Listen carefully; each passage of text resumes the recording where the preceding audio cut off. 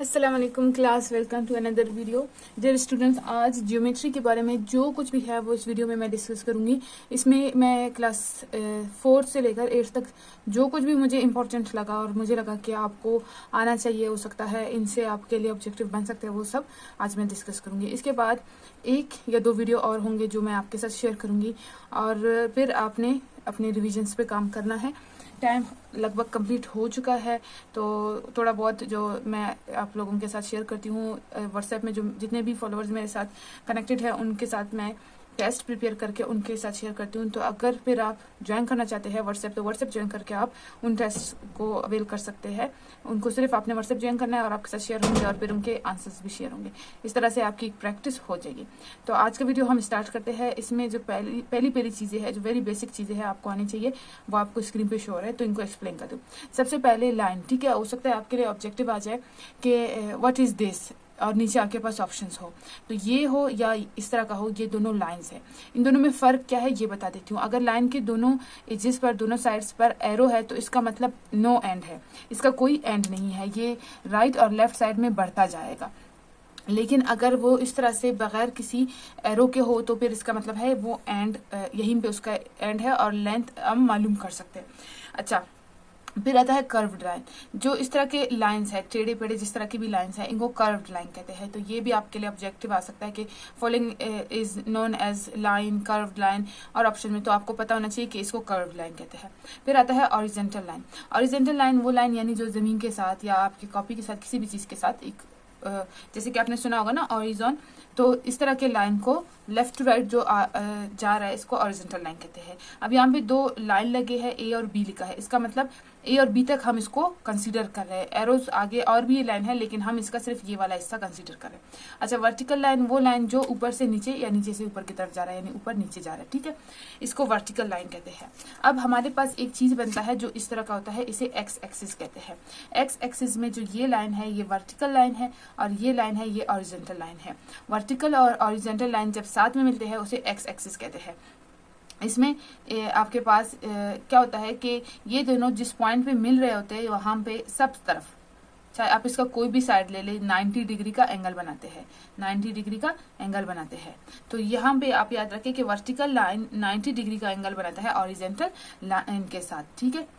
ये आपने याद रखना कि ये जो एक्स एक्सिस है, इसमें जितने भी चाहे एक्स एक्सिस पे हो या ये जो लाइन है इस साइड को कहते हैं वाई एक्सिस, तो इसमें सारे जो जहां जहां ऑरिजेंटल और वर्टिकल लाइन दूसरे को क्रॉस कर रहा है, जो ये मेन पॉइंट है यहाँ से, तो ये इनका 90 डिग्री का एंगल बन रहा है। यहाँ पे यू बन रहा है, फिर यहाँ पे ऐसे, और यहाँ पे यू 90 डिग्री का एंगल बना रहा है।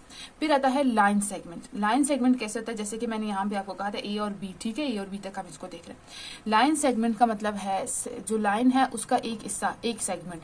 अब यहाँ पे एक लाइन है आपके पास ए सी, अब इसका एक सेगमेंट, एक हिस्से को हमें नापना है या एक हिस्से को हम कंसिडर करेंगे, तो वो सेगमेंट क्या होगा, बी सी, ये वाला हिस्सा, यानी इसको हम कहेंगे सेगमेंट बी सी। अगर यहाँ पे एक और हिस्सा हम लेंगे तो उसको कहेंगे बी डी, यानी लाइन के जो इससे है डिवाइड करते हैं, तो उसको लाइन सेगमेंट कहते हैं।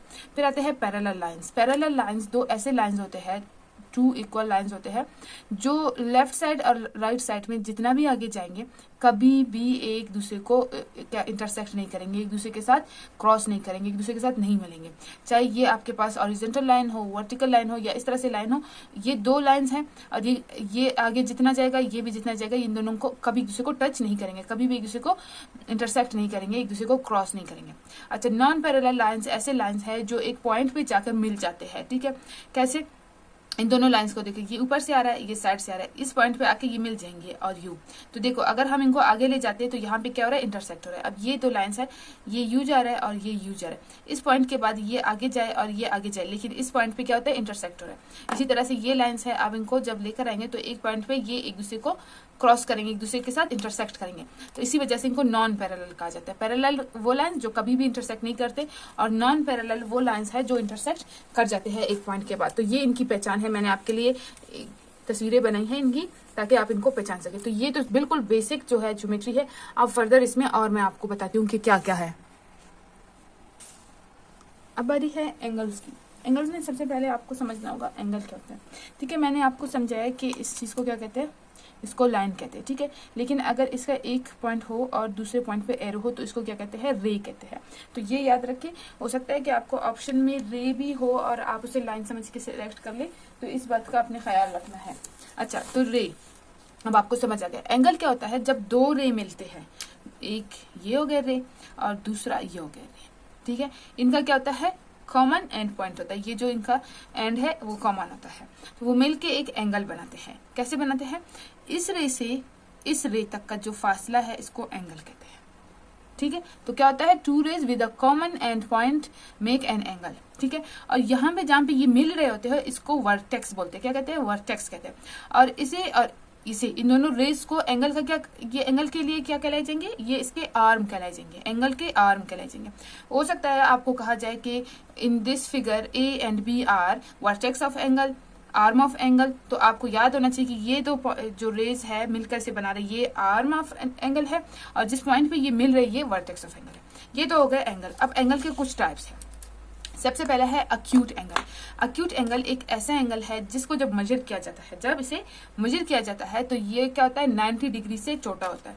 हमारे पास एक डी फुट होता है, आपने देखा होगा ना, और उस पर डिफरेंट लाइंस लगे होते हैं और हर जगह पे एक नंबर लिखा होता है। तो वो क्या होता है, वो एंगल्स है, एंगल्स की मेजरमेंट को शो करता है। तो जब हम एक एंगल हमारे पास है और इसको हम नापते हैं, इस एरिया को, ये एरिया आपके पास 45 डिग्री, 20 डिग्री, 30 डिग्री, कोई कुछ भी, लेकिन लेस देन 90 से छोटा एंगल होगा। डिग्री ये जो ऊपर का पॉइंट है ये डिग्री को शो करता है, तो इसे कहते हैं अक्यूट एंगल। क्या कहते हैं, अक्यूट एंगल।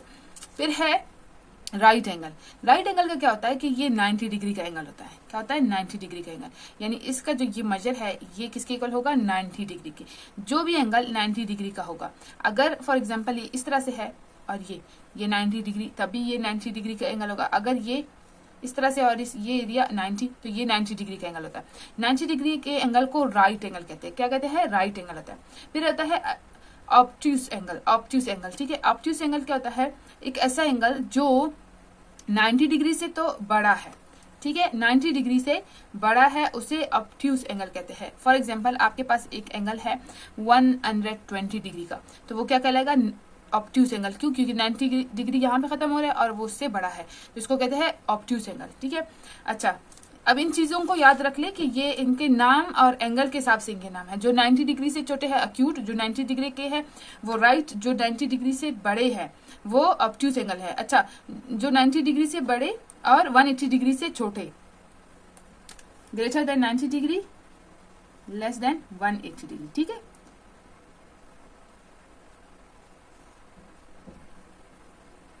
ये एक एग्जांपल आपके पास 120 डिग्री का।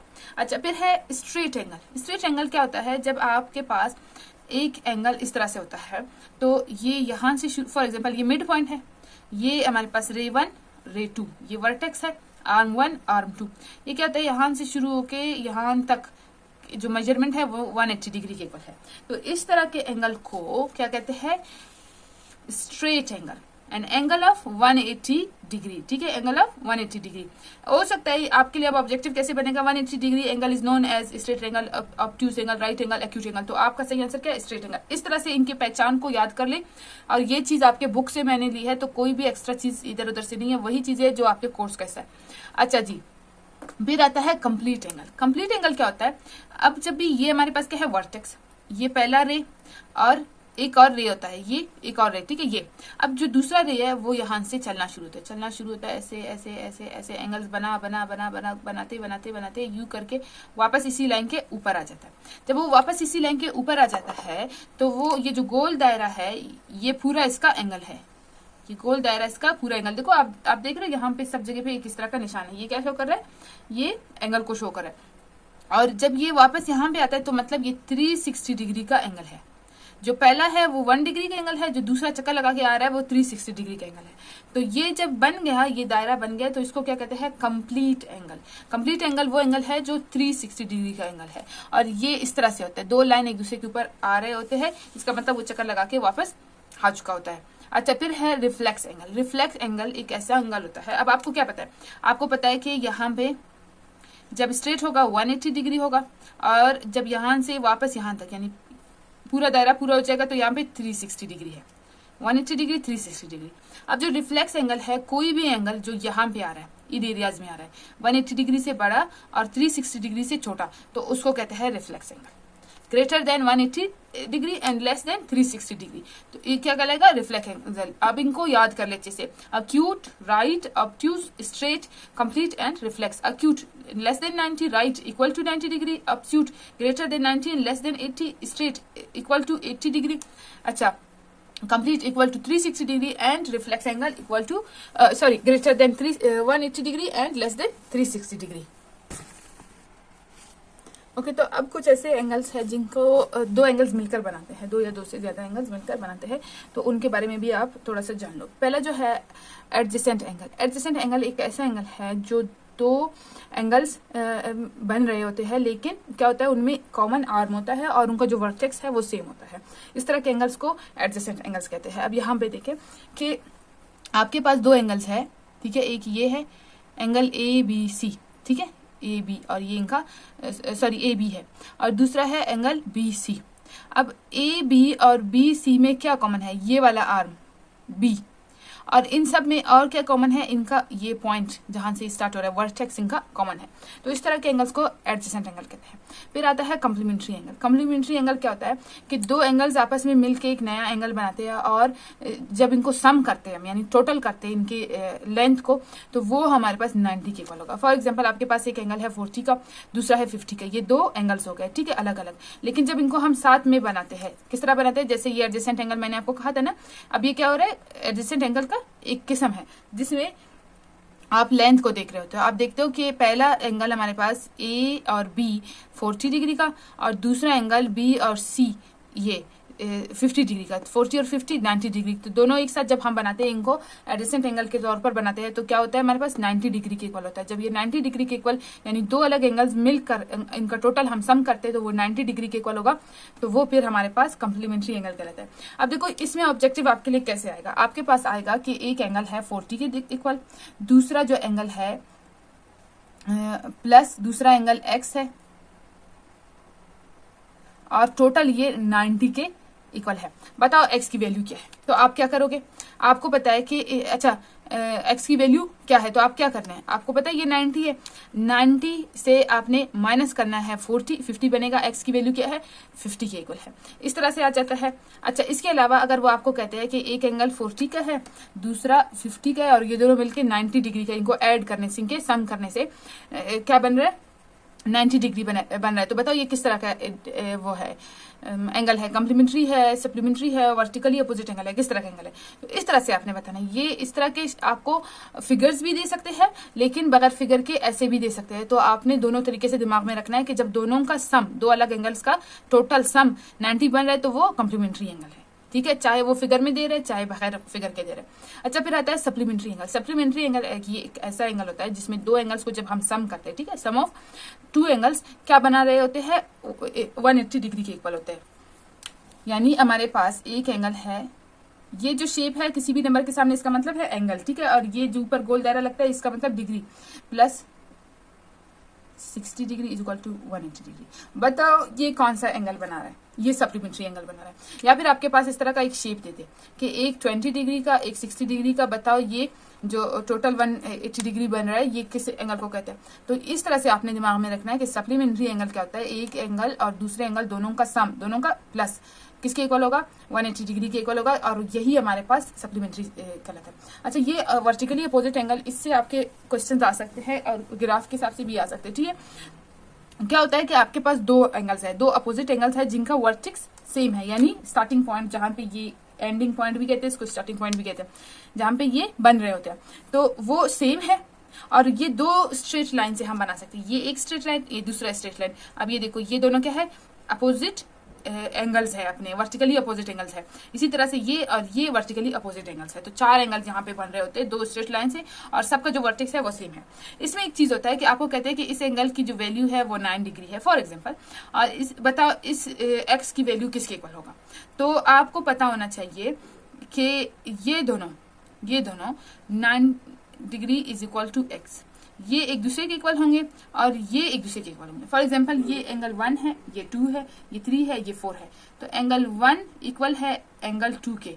1 की जो वैल्यू है सेम वही वैल्यू एंगल 2 की होगी, और आपके पास एंगल 4 इक्वल है एंगल 3 की। जो 4 की यानी यहाँ पे अगर वैल्यू गिवन है 4 की वैल्यू है, वही सेम वैल्यू इसकी होगी। तो इस चीज को याद रख ले। इस तरह के ऑब्जेक्टिव्स आपके लिए आएंगे, ये वाले सब मिला के, स्पेशली ये जो वर्टिकली अपोजिट एंगल है इसमें तो जरूर चांस है कि आ जाए, लेकिन जिस तरह से कि ये इंपॉर्टेंट है उतना ही ये इंपॉर्टेंट है। ऐसा नहीं हो कि आप सिर्फ इसको प्रैक्टिस कर रहे हो, ये छोड़ दो और ये आ जाए और फिर आप परेशान हो जाए। तो सबको प्रैक्टिस कर लो, और इंशाल्लाह आपके साथ जो मैं शेयर करूंगी टेस्ट, उनसे भी आपको हेल्प होगी।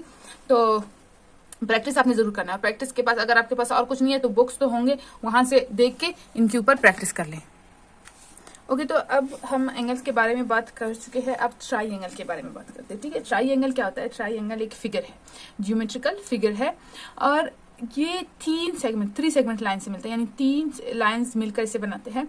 और जब हम इसके कोई भी 2 लाइंस को ले लेते हैं एज अ पेयर, तो वो हमारे पास क्या बनता है?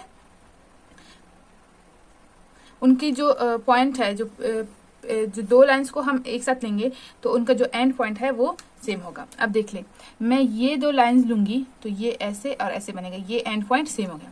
और इसको अगर हम लेंगे तो ये ऐसे बनेगा, ये एंड पॉइंट सेम हो गया। इसी तरह से ये 2 लाइंस लेंगे तो हमारे पास ये ऐसे बनेगा और ये एंड पॉइंट सेम हो गया। तो ये डेफिनेशन आपके बुक में है ट्राइंगल की। फिर ट्राइंगल के 6 टाइप्स बताए गए हैं। 3 टाइप्स इसके अकॉर्डिंग टू साइड्स है और 3 टाइप्स अकॉर्डिंग टू एंगल होते हैं। जो साइड्स है पहले वो मैं बता देती हूँ। पहला जो है इक्विलेटरल साइड है। इसमें क्या होता है कि ट्राइंगल के तीनों साइड सेम लेंथ के होंगे। ये लेंथ, ये लेंथ, ये लेंथ, ये जो लाइन है इन सबका जो लेंथ है वो सेम होगा। ठीक है। फिर है आइसोस्केल्ड। आइसोस्केल जो है वो किस तरह का ट्राइंगल है? ये एक ऐसा ट्राइंगल है जिसके 2 साइड्स, कोई भी 2 साइड, ठीक है, कोई भी 2 साइड सेम लेंथ के होंगे। एक लेंथ छोटा या बड़ा होगा, एक का लेंथ चेंज है, बाकी 2 साइड्स, कोई भी 2 साइड, यहाँ पे तो मैंने ऐसे एग्जांपल दिया, कोई भी 2 साइड सेम लेंथ के होंगे तो आइसोस्केल कहा जाएगा इसको। और ये इक्विलेटरल यानी तीनों साइड्स बराबर, आइसोस्केल यानी 2 साइड्स बराबर, और स्केलिन एक ऐसा ट्राइंगल है जिसके जो लेंथ्स है, साइड्स की लेंथ्स है, इनमें से कोई भी सेम नहीं होगा, सब अलग अलग होंगे। ठीक है, सब अलग अलग होंगे, तो इसको क्या कहा जाएगा? स्केलिंग। ये हो गए साइड के हिसाब से। फिर आता है एंगल के हिसाब से। अब आप एंगल्स पढ़ चुके हो, ठीक है, तो ये उन एंगल्स के हिसाब से इनका नाम रखा गया है ट्राइंगल्स का। अब क्या होता है, जब भी 2 साइड्स मिल रहे होते हैं, हमने कहा था ना, जब भी 2 रे मिलते हैं तो वो क्या बनाते हैं? एंगल। तो ये जो ट्राई एंगल है इसमें क्या होता है? इसमें 3 रेज मिल रहे होते हैं, एक ये है, एक ये और ये। ठीक है, ट्राइंगल। और इसको ट्राइंगल भी इसलिए कहा जाता है क्योंकि इन तीनों की जहां जहां ये मिलते हैं वहां पे 3 एंगल्स बनते हैं, इसी वजह से भी ये ट्राइंगल होता है। अब क्या होता है कि ऑब्ट्यूस एंगल, अब मैंने कहा था आपको ना, ऑब्ट्यूस एंगल कौन सा एंगल है? जो 90 डिग्री से बड़ा होता है और 180 डिग्री से छोटा होता है। सिंपल आप इसको याद कर ले कि 90 डिग्री से बड़ा होगा। तो ऑब्ट्यूस ट्राइंगल क्या है कि इसका एक एंगल, एक साइड, कोई भी एक साइड, कोई भी एक एंगल, ठीक है। अब ये एंगल मैंने यहाँ पे बना दिया, यहाँ पे जरूरी नहीं, यहाँ पे या फिर यहाँ पे किसी भी जगह पे कोई एक इसमें एंगल ऐसा जरूर होगा जो 90 डिग्री से बड़ा होगा, जैसे यहाँ पे 120 डिग्री का, तो फिर इसको हम क्या कहेंगे? Obtuse angle. तो जब भी आपको कोई ऐसा शेप आ जाए आपके ऑब्जेक्टिव में और कहा जाए कि which type of triangle is it, और आप एंगल भी किसी एक साइड पे लिखा तो उसको देख ले और फिर ऑप्शन सिलेक्ट कर ले।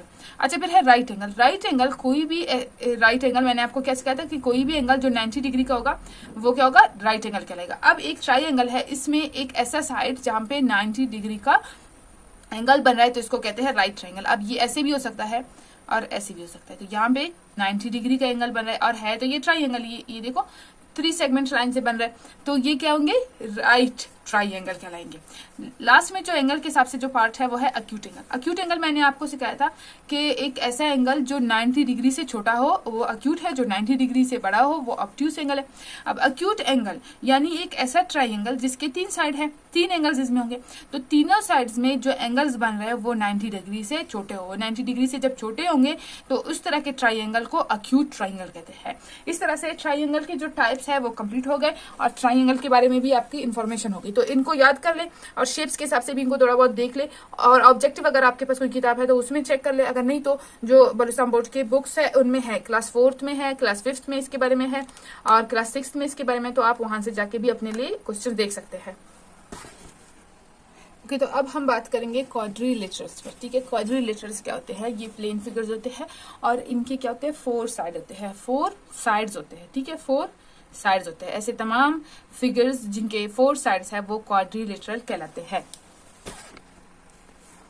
ओके, तो सबसे पहले स्क्वायर है। स्क्वायर में क्या होता है कि इसके तमाम साइड्स जो है सेम लेंथ के है। फॉर एग्जांपल, अगर ये 4 मीटर का है तो ये भी 4 मीटर का है, ये भी 4 मीटर का है, ये भी 4 मीटर का है। और इसकी तमाम एंगल्स, यानी यहाँ जो एंगल बन रहा है, यहाँ यहाँ और यहाँ, सब क्या है? 90 डिग्री के एंगल्स है स्क्वायर में। तो ये याद रखिए, इससे आपके ऑब्जेक्टिव आ सकते हैं। ठीक है, फिर है रेक्टेंगल। रेक्टेंगल क्या होता है? एक ऐसा क्वाड्रिलेटरल है जिसके 2 साइड्स जो है वो पैरेलल है, अपोजिट साइड जो है वो आपस में पैरेलल है। ये 2 साइड्स पैरेलल है, ये 2 अपोजिट साइड्स पैरेलल है। ठीक है, और इसके जो एंगल्स है, तमाम एंगल्स है, यहाँ पे जो एंगल्स बन रहे थे ये 90 डिग्री के है। ठीक है, अच्छा, फिर आता है रोम्बस। रोम्बस इस शेप को कहते हैं। रोम्बस में क्या होता है कि इसके तमाम साइड्स जो है इक्वल होते हैं। ठीक है, ये हो सबकी लेंथ, जैसे इनका कैसे इक्वल था इसका भी इक्वल है, लेकिन थोड़ा सा गिटेड है। अच्छा, फिर अपोजिट साइड्स जो है पैरेलल है, यानी ये दोनों साइड्स एक दूसरे के पैरेलल है, ये दोनों साइड्स एक दूसरे के पैरेलल है। जिस तरह मैंने आपको पैरेलल लाइन समझाए थे ना, तो इसका मतलब यही है कि कभी भी एक दूसरे को आगे, अगर हम फॉर एग्जाम्पल इसको आगे ले जाए और इसको भी, तो आगे कहीं पे जाके एक दूसरे को क्रॉस नहीं करेंगे। और इसके जो एंगल्स होंगे अपोजिट एंगल्स, यानी ये एंगल, इस एंगल, इन दोनों की जो एंगल का जो मेजरमेंट है वो सेम होगा और इन दोनों का सेम होगा। ठीक है, तो ये अपोजिट एंगल जो है इसके सेम होते हैं। अब फॉर एग्जांपल आपके लिए क्वेश्चन आता है, इस तरह का एक फिगर दिया गया है और यहाँ पे कहा जाता है कि ये आपके पास 30 एंगल है, 30 एंगल है, बताओ इसकी वैल्यू क्या है? तो इसकी भी 30 होगी। अगर आपको कहा जाए कि ये जो है 20 का एंगल है तो इसकी क्या है? तो इसकी भी 20 होगी। तो इसका मतलब यही होता है, अपोजिट एंगल्स का सेम होना, इसी चीज को कहते हैं। फिर है ट्रैम्पजम। ठीक है, ट्रैम्पजम क्या होता है? ये इस तरह का शेप होता है, इस तरह का शेप होता है। इस शेप में क्या होता है कि इसके 2 जो अपोजिट साइड्स है वो पैरेलल है, ये और ये पैरेलल है, यानी कहीं पे जाके भी एक दूसरे को क्रॉस नहीं करेंगे। लेकिन 2 अपोजिट साइड्स नॉन पैरेलल है। कैसे? अगर हम इसको आगे ले जाते हैं और इसको आगे ले जाते हैं तो यहाँ पे एक पॉइंट आता है जहाँ पे एक दूसरे को क्रॉस कर सकते हैं, जिससे हमें आइडिया होता है कि इसके ये साइड्स नॉन पैरेलल है। इसको ट्रैम्पजम कहते हैं। ओके, अच्छा, फिर है काइट। काइट क्या होता है? काइट जो आपने देखा है इस तरह का शेप होता है, 2 pairs of equal adjacent sides. ठीक है, एडजेसेंट साइड्स का मतलब होता है कि 2 ऐसे साइड जिनका वर्टेक्स सेम है, वर्टेक्स सेम है, चाहे आप इन दोनों को ले लो साइड्स या इन दोनों को साइड्स ले लो। ठीक है, एक ये हो गया, एक ये हो गया, एक यहाँ से एक यहाँ से, कोई भी, ये 2 क्या हो रहा है? पेयर है, ये एक पेयर, ये दूसरा pair of adjacent opposite sides. अच्छा, फिर 2 पेयर ऑफ इक्वल एंगल्स, यानी इसका एंगल और इसका इक्वल एंगल सेम होगा और इसका सेम होगा, पेयर ऑफ इक्वल एंगल्स है। अच्छा, लास्ट में आपको एक चीज बता दें जो है कॉन्ग्रुएंट फिगर्स। कॉन्ग्रुएंट फिगर्स किस तरह के फिगर्स को कहते हैं? कॉन्ग्रुएंट फिगर्स 2 ऐसे ऑब्जेक्ट्स होते हैं जो सेम साइज और सेम शेप के हो। फॉर एग्जाम्पल, 2 स्क्वायर्स हमारे पास है, दोनों का जो साइज है वो जो साइज है 4 मीटर है और सेम एंगल सब कुछ, तो ये क्या कहलाएंगे? कॉन्ग्रुएंट फिगर्स करेंगे। इसी तरह से 2 हमारे पास रेक्टेंगल है, बिल्कुल सेम साइज और शेप भी सेम है, तो ये क्या कहलाएंगे? कॉन्ग्रुएंट फिगर्स कहलाएंगे। और इनको इस सिंबल से डिनोट किया जाता है, इक्वल के ऊपर एक कर्व लाइन है, इससे इनको कॉन्ग्रुएंट फिगर्स को डिनोट किया जाता है। तो ये ऐसे भी आ सकता है कि 2 फिगर्स दे दे और कहे कि बताओ ये इन फिगर्स को क्या कहते हैं, और आप लिख लो कि स्क्वायर कहते हैं, रेक्टेंगल कहते हैं। नहीं, जब ये 2 फिगर्स है सेम साइज सेम शेप के तो इनको कॉन्ग्रुएंट फिगर्स कहते हैं। तो इस तरह से क्वाड्रिलेटरल और क्वाड्रिलेटरल के कितने टाइप्स है वो आपको पता चल गए। इनको अच्छे से प्रैक्टिस कर ले, अच्छे से इनको दिमाग में बिठा ले, इनसे रिलेटेड क्वेश्चंस इसी तरह ही आएंगे। और अब लास्ट में है सर्कल। सर्कल क्या होता है? सर्कल एक ऐसा लाइन है जो एक क्लोज्ड आपके पास लूप बना ले। ठीक है, अब क्या होता है कि इसमें एक फिक्स्ड पॉइंट होता है जिसको सेंटर ऑफ सर्कल कहा जाता है, और उस फिक्स पॉइंट से क्लोज्ड एक लाइनिंग होती है, जो लाइनिंग होती है वो सर्कल कहलाती है। और इस फिक्स पॉइंट से, जैसे कि यहाँ पे आपको शो हो रहा है, हर पॉइंट का जो डिस्टेंस है, हर जो तमाम किनारे है, सबका डिस्टेंस क्या होगा? फिक्स होगा, सेम होगा। ठीक है, तो ये हो गया आपका सर्कल। ठीक है,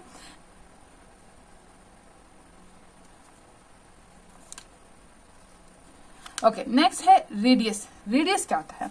रेडियस क्या होता है? जो आपके पास सर्कल का सेंटर है, यहां से लेकर किसी भी पॉइंट तक का जो फासला है, सेंटर से यहां तक, सेंटर से यहां तक, सेंटर से यहां तक, सेंटर से यहां तक, आप जिस भी तरफ जाओगे, क्योंकि हमने क्या कहा, फिक्स डिस्टेंस है ना, यानी सबका डिस्टेंस सेम है, इसी वजह से किसी भी पॉइंट तक, एनी पॉइंट ऑफ सर्कल जो फासला है उसे रेडियस कहा जाता है। जैसे कि हमने यहाँ पे शो किया है, यहाँ पे रेडियस किसके इक्वल होगा?